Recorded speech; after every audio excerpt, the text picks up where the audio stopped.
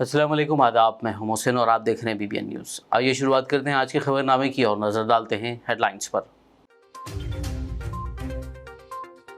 Popular front of India और उससे मुल्हिका 8 तंजीमों पर 5 साल के लिए पाबंदी। मरकज़ के इस फैसले का तेलंगाना बीजेपी सदर बंडी संजय ने किया खैर मकदम।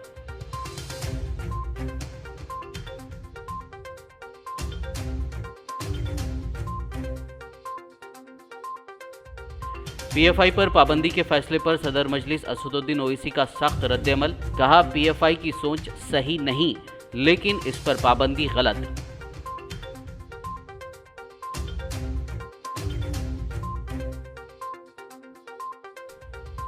सिंगरेनी कॉलेरीज कंपनी लिमिटेड के वर्कर्स के लिए खुशी की खबर।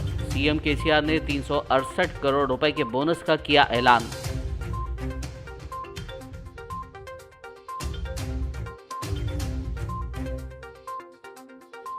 सीएम केसीआर 2 अक्टूबर को गांधी हॉस्पिटल में करेंगे महात्मा गांधी जी के मुजस्समे की नकाब कुशाई। वुज़रा हरीश राव और तलसानी ने अस्पताल का दौरा करते हुए लिया तैयारियों का जायजा।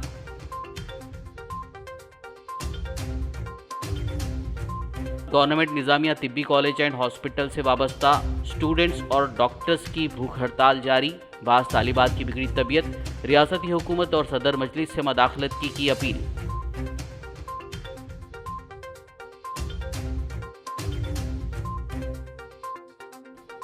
चिंता Prabhakar Telangana handloom development corporation limited के नए चेयरमैन। रियासती वुज़रा केटीआर और हरीश राव की मौजूदगी में संभाल ली नई जिम्मेदारी। और अब खबरों की तफसील। मरकजी हुकूमत ने पॉपुलर फ्रंट ऑफ इंडिया यानी पीएफआई और उससे मुल्हिका 8 तंजीमों पर 5 साल के लिए पाबंदी लगा दी है। इस पाबंदी के फैसले को लेकर अब मुल्क भर में सियासत भी तेज हो गई है। तेलंगाना बीजेपी सरबराह बंडी संजय ने मरकज के इस फैसले का इस्तकबाल करते हुए कहा है कि मोदी ज़ेर क़यादत मजबूत हुकूमत ही ऐसा फैसला कुन कदम उठा सकती है। उन्होंने अपने बयान में कहा कि गैर बीजेपी वाली रियासती हुकूमतें कई बरसों से अक़लियतों की खुशामद को अपनी सियासी मजबूरी ज़ाहिर कर रही थी, जिसके नतीजे में पीएफआई जैसी ख़तरनाक तंजीम कौमी सतह पर उभरी है। वाज़ेह हो कि मरकज़ी हुकूमत ने पीएफआई पर 5 साल के लिए पाबंदी लगा दी है। Popular front of India PFI और उससे वाबस्ता 8 तंजीमों पर 5 साल के लिए पाबंदी लगाने के फैसले पर मजलिस इत्तेहादुल मुस्लिमीन के सदर व हैदराबाद रुकन पार्लियामेंट बैरिस्टर असदुद्दीन ओवैसी ने सख्त रद्द-ए-अमल जाहिर किया है।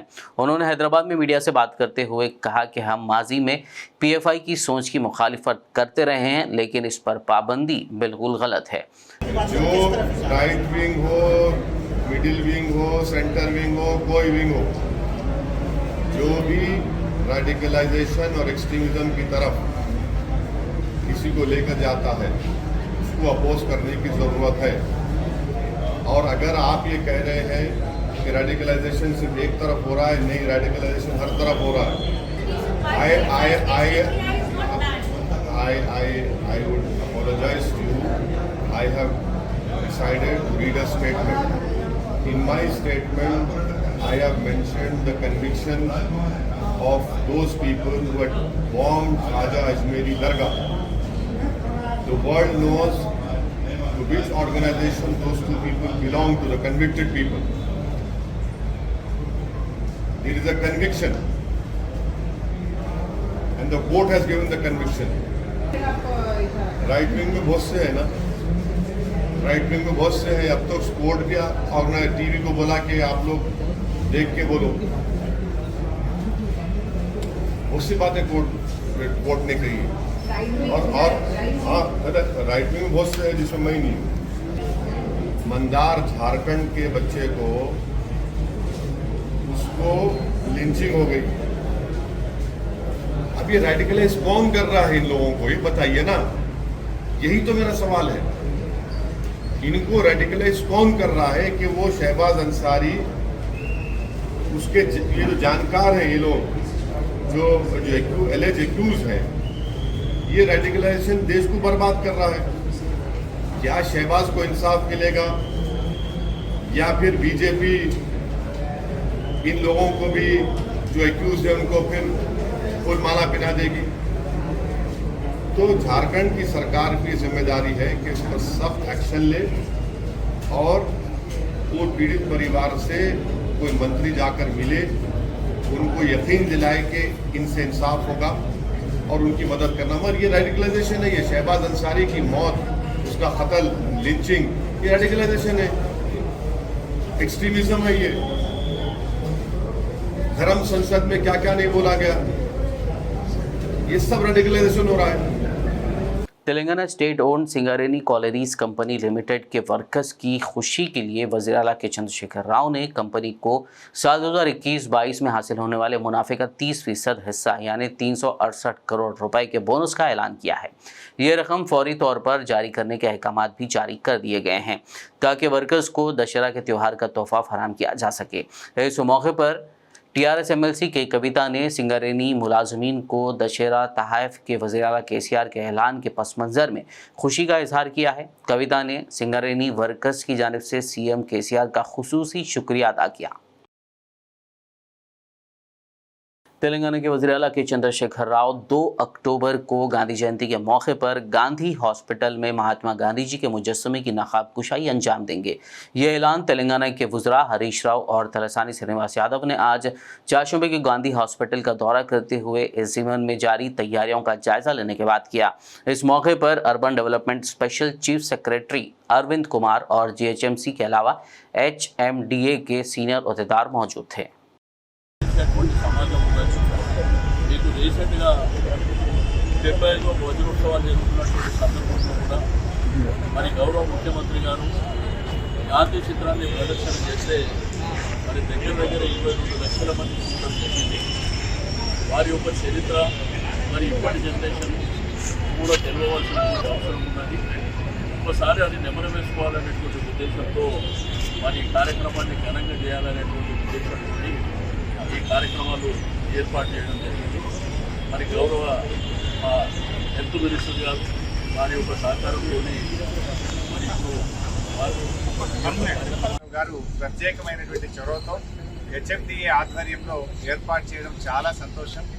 గాంధీ ఆసుపత్రి అంటే మన దేశంలోనే చాలా ప్రాముఖ్యత పొందిన ఆసుపత్రి గాంధీ ఆసుపత్రి. కోవిడ్ సమయంలో అత్యద్భుతమైనటువంటి సేవలు అందించి మన గాంధీ ఆసుపత్రి డాక్టర్లు, స్టాఫ్ నర్సులు, వైద్య సిబ్బంది అందరూ కూడా వేలాది మంది ప్రాణాలను కాపాడినటువంటి ఆసుపత్రి గాంధీ ఆసుపత్రి.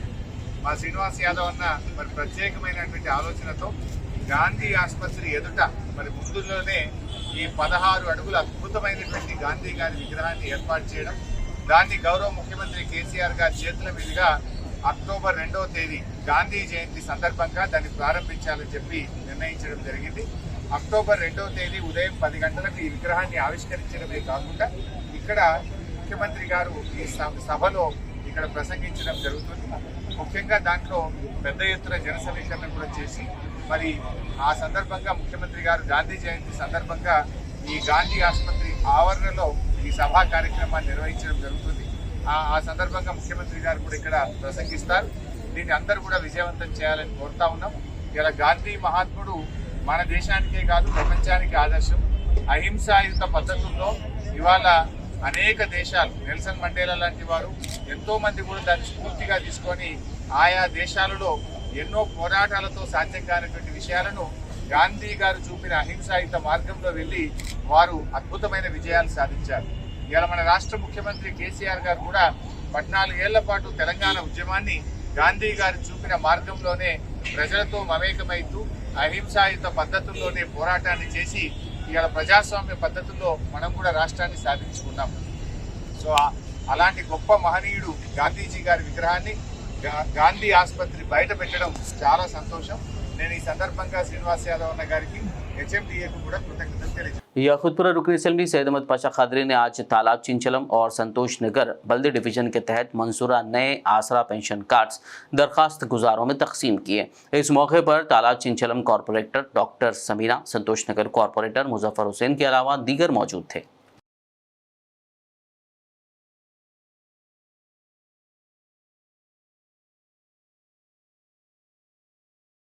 खबरनामे में फिलहाल लेंगे एक ब्रेक, मुलाकात होगी इस छोटे से ब्रेक के बाद।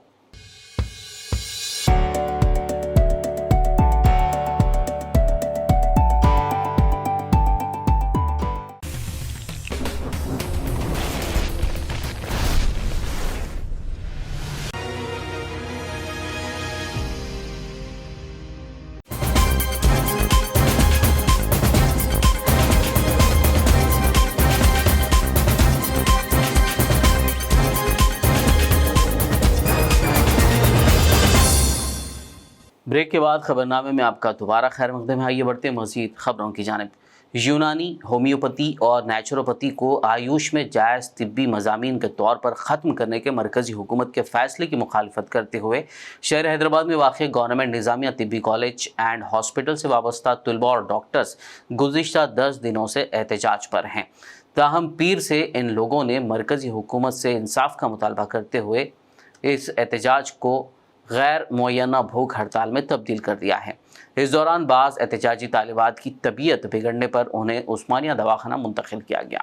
इन एहतजाजी तलबा और डॉक्टर्स ने उनके मुस्तकबिल को तारीकी से बचाने का मुतालबा करते हुए तेलंगाना के वज़ीर आला, वज़ीर सेहत और सदर मजलिस से इस मामले में मदाखलत करते हुए इंसाफ दिलाने की अपील की है। लोग स्टूडेंट्स निज़ामिया तिब्बी कॉलेज यूनानी चारमीनार के हैं। हम लोग यूजी पीजी स्कॉलर्स और यहाँ पर इंटर्नशिप करने वाले बच्चे सब लोग हम स्ट्राइक पर है मुसलसल 10 दिन से, क्योंकि हमारे साथ यहाँ पर ओपन डिस्क्रिमिनेशन किया गया है। मुसलसल यहाँ पर 2021 में जिन लोगों को रिक्रूट किया गया था उनको सडन टर्मिनेशन ऑर्डर्स दे दिए गए और उसके बाद एलिजिबिलिटी क्राइटेरिया नहीं है बोलकर आप हमको निकाल दिए और उसके बाद से आप लोग आयुर्वेदा को रिक्रूट करके उन्हीं के नोटिफिकेशंस जारी किए और उसका फाइनल सिलेक्शन लिस्ट 3 अक्टूबर को आ जाएगा। और इसी सिलसिले में मजलिस हम सबको ताउन करते हुए हम लोग हरीश राव सर से भी आज मिले हैं, हेल्थ मिनिस्टर साहब से। उनके मिलने के बाद उन्होंने बोले कि ये पॉलिसी के गाइडलाइंस है, मैं आपकी कोई हेल्प नहीं कर सकता, आप कोर्ट जाइए और आप यूनियन मिनिस्ट्री को जाइए दिल्ली को असद साहब को लेकर। और ये भी बोला गया हमको कि आप गाइडलाइंस को फॉलो किया गया है, फाइनेंस डिपार्टमेंट को हमको जवाब देना रहता, हम आपकी कोई मदद नहीं कर सकते इसमें। इसी के लिए बच्चे यहाँ पर हंगर स्ट्राइक कर रहे हैं और मुसलसल कल से कई सारे लड़कियों की तबीयत मुतासिर हो गई। उस्मानिया में शिफ्ट किया गया बच्चियों को कैजुअल्टी में और उनकी अभी तबीयत नाजुक है। और ये हंगर स्ट्राइक, ये हमारा कॉल ऑफ प्रोटेस्ट डिस्क्रिमिनेशन के ख़िलाफ़ है और ये मुसलसल जारी रहेगा जब तक हमको इंसाफ नहीं मिल जाता। और नोटिफिकेशंस को होल्ड पे लेकर आने के लिए हम लोग आज बहुत रिक्वेस्ट करें हेल्थ मिनिस्टर साहब से, लेकिन उन्होंने उस पर भी काम नहीं कर रहे। उन्होंने बोल रहे कि ये सब कुछ मेरे हाथ में नहीं है। इसी केसीआर सर से भी हमारी रिक्वेस्ट है कि प्लीज़ आप आगे आइए और आप इन चीज़ों में, इन मैटर्स में आप गौर फरमाइए, हमको इंसाफ दिलवाइए। कारवान रुकन असम्बली कौसर मोहिउद्दीन ने आज जीएचएमसी के अहदेदारों के साथ एक जायज़ा इजलास मुनक़िद किया। इस इजलास में party corporator Mohammed Nasiruddin, GHMC के इलेक्ट्रिकल डिप्टी ई और एई के अलावा दीगर ने शिरकत की। इस दौरान कारवान हल्के में street lights, tower lighting, colour lighting, high mask maintenance के मुतालिक तबादला ख्याल किया गया। इस मौके पर कारवान रुकन असम्बली ने मुतालिका अहदेदारों को हिदायत दी कि वो स्ट्रीट लाइट्स के कामों को तरजीही बुनियादों पर मुकम्मल करें। कंपनी वास्ते पूरा बंद है, मॉडल लाइट मिनी माता बंद है। क्या दीवाने हो गए क्या तुम लोग? पागल हो गए। बुला लेने चले आ रहे, आने लिख लेने चले आ रहे। 12 बजे दिन में ये रोड पूरा चालू है, मालूम है? कौन है टाइमर वाला? कौन देगा टाइमर? देखे जो लाइट हम देखे सेटल रेट। हाँ देख लिया। क्या है? दो कितने बजे बंद करे? देख रहे? चालू एक जना टाइमर का काम नहीं करता, अंधेरा पड़ा हुआ है यहाँ तक। आरटी ऑफिस करने का दिखाई दे, साइड रेटिंग का, टेम्पल करने का, क्या कर रहे हो? अफसर खान का नहीं, अहमद का नहीं, गोलकुंडे के अंदर तो कोई मॉडल लाइट, कोई मिनिमम चल रहा ही नहीं, पूरा बंद है यहाँ से वहां तक। लेने चले आ रहे, लिख लेने चले आ रहे। तो एक पैसे का काम नहीं हुआ। मैं सुबह में बात करा, तुम्हारी एसी मैडम से बात करा, मैं उनको बोला मैं अगर आज शाम में नहीं आएंगे तो आज मुश्किल है बोले, कल शाम में आके इंस्पेक्शन करती बोले। कल मैं 6 बजे आती हूँ एमएलए साहब, आप जिधर देखेंगे मैं चल के देखते मैं। उसके बाद मैं कंपनी वालों का क्या करना है, डिप्टी को क्या करना है, ए को क्या करना है, ई को क्या करना है, करती बोल। कोई चीज नोट नहीं करने बोला, मैं तुम्हारे को वार्न करने को बोला। देख लीजिए आप आज रात में चक्कर लो, पोता करना है, आधे घंटे के बाद पूरे आप चेक करना है एरिया पूरा गोलकुंडा, एमडी लाइन, हकीमपेट, टोली चौकी, मेराज कॉलोनी, एक जयनगर जाके फ्लोर मिल करने से सारे कॉलोनी में जाके देखो, शमशान घाट जाने की रोड अंधेरा है यहाँ से वहाँ तक। तेलंगाना के वज़ीर लेबर मल्ला रेड्डी ने कहा है कि टीआरएस हुकूमत की मुल्क भर में अच्छी साख है और ऐसी पार्टी में अगर कोई बदउनवानी में मुलव्विस होता है तो उसके खिलाफ सख्त कार्रवाई की जाएगी। वज़ीर मौसूफ ने पोचाराम और घटकेसर बल्दियात के सुदूर नशीन और कॉरपोरेटर से अपने कैंप ऑफिस में मुलाकात की। इस मौके पर उनके इल्म में करप्शन और बेज़ाब्तगियों से मुताल्लिक शिकायत लाई गई थी। संगारेड्डी के साबिक रुकन असेंबली चिंता प्रभाकर ने Telangana handloom development corporation limited के चेयरमैन की हैसियत से जिम्मेदारी संभाल ली। उन्होंने हैदराबाद में वुज़रा केटी रामाराव और हरीश राव की मौजूदगी में नई जिम्मेदारी हासिल की। इस दौरान वुज़रा के हमरा MP कुत्ता प्रभाकर रेड्डी, MLA महिपाल रेड्डी और कई अवामी नुमाइंदों ने उन्हें मुबारकबाद पेश करते हुए नेक तमन्नाओं का इजहार किया। TRS पार्टी के हैदराबाद में वाक़ रियासती दफ्तर तेलंगाना भवन में पार्टी की ख़वातीन विंग के ज़ेर एहतमाम बड़े पैमाने पर बदकमा फेस्टिवल का इनेकाद किया गया। इस तकरीब में MLC के कविता, वज़ीर सत्यवती राठौड़, ख़वातीन MLAs, MLCs और कई अवामी नुमाइंदों ने शिरकत करते हुए एक दूसरे को बदकमा की मुबारकबाद दी।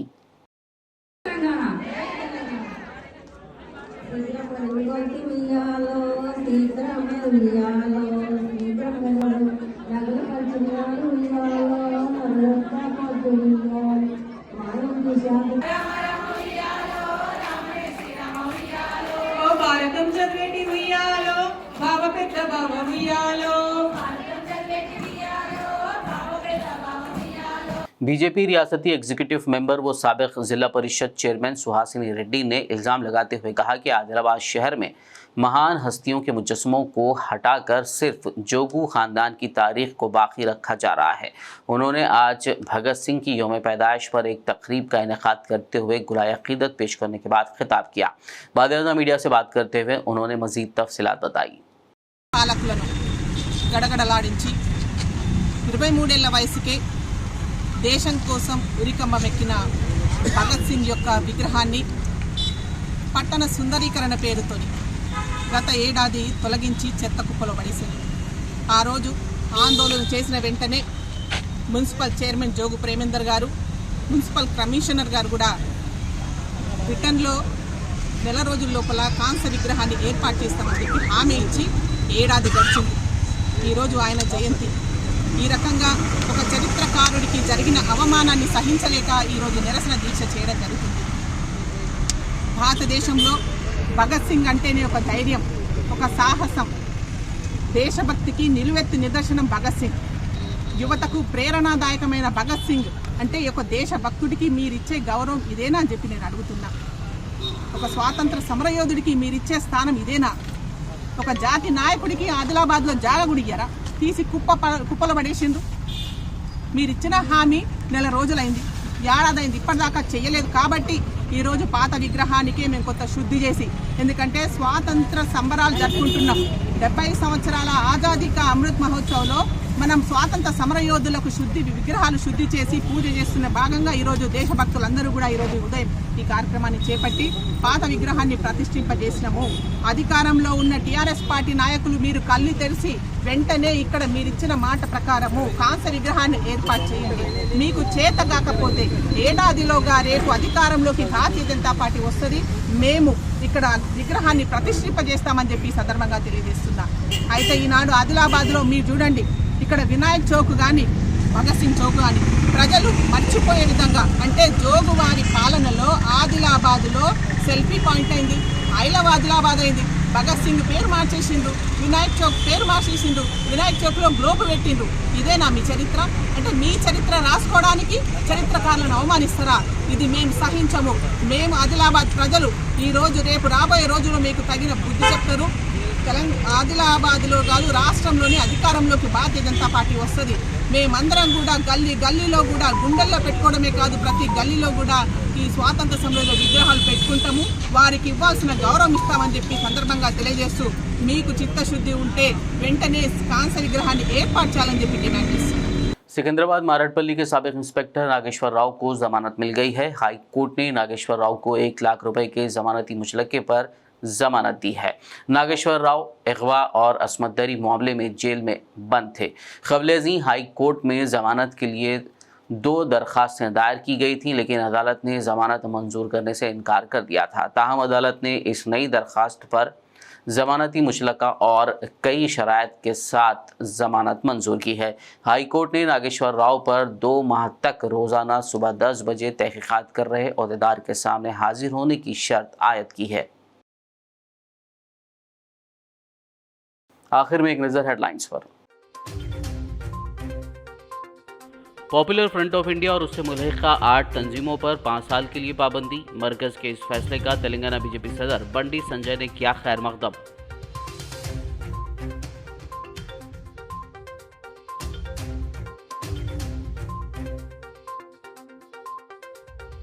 पीएफआई पर पाबंदी के फैसले पर सदर मजलिस असदुद्दीन ओवैसी का सख्त रद्द-ए-अमल। कहा, पीएफआई की सोच सही नहीं, लेकिन इस पर पाबंदी गलत।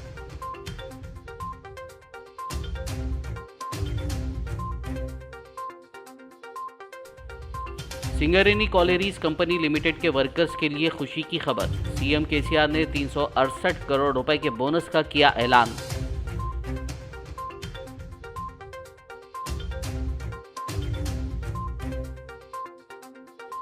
सीएम केसीआर 2 अक्टूबर को गांधी हॉस्पिटल में करेंगे महात्मा गांधी जी के मुजस्समे की नकाब कुशाई। वुज़रा हरीश राव और तलसानी ने अस्पताल का दौरा करते हुए लिया तैयारियों का जायजा।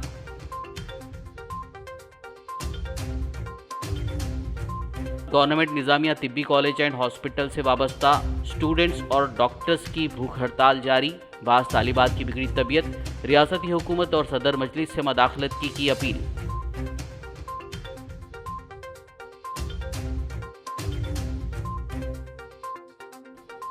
चिंता Prabhakar Telangana handloom development corporation limited के नए चेयरमैन।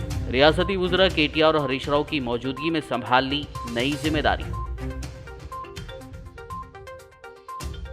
खबरनामे में फिलहाल बस इतना ही। ताज़ा तरीन अपडेट्स के लिए देखते रहिए बीबीएन न्यूज़। यूट्यूब और फेसबुक पर मौजूद हमारे वीडियोस को लाइक और शेयर ज़रूर कीजिए। बीबीएन चैनल के व्यूअर्स के लिए एक अहम इत्तला। अब बीबीएन चैनल का टेलीकास्ट भारत भर में हो रहा है। हमारे व्यूअर्स भारत में कहीं भी टीवी पर अब बीबीएन चैनल देख सकते हैं। स्क्रीन पर बीबीएन चैनल की टेलीकास्ट डिटेल्स दस्तयाब हैं। इसके अलावा भारत भर में किसी भी एरिया में अगर आप बीबीएन चैनल देखना चाहते हैं तो आप अपने केबल ऑपरेटर को इसके लिए कह सकते हैं। आपकी डिमांड पर वो ज़रूर बीबीएन चैनल टेलीकास्ट करेंगे, क्योंकि बीबीएन एक फ्री टू एयर चैनल है। इसके लिए आपको सिर्फ हमारे दिए गए नंबर पर केबल ऑपरेटर से कॉल या व्हाट्सएप पर मैसेज करवाना है। हम आपके केबल ऑपरेटर तक बीबीएन चैनल पहुंचा देंगे, जिससे वो आपके एरिया में टेलीकास्ट कर सकते हैं। इसके लिए चैनल की हमारी पूरी टीम लगातार काम कर रही है ताकि आप तक बीबीएन चैनल को पहुंचाया जाए। इसके अलावा बीबीएन चैनल को भारत भर में रिपोर्टर्स की ज़रूरत है। अगर आप सहाफ़ी हैं और बीबीएन चैनल से जुड़ना चाहते हैं तो आप भी दिए गए नंबर पर रब्त कर सकते हैं।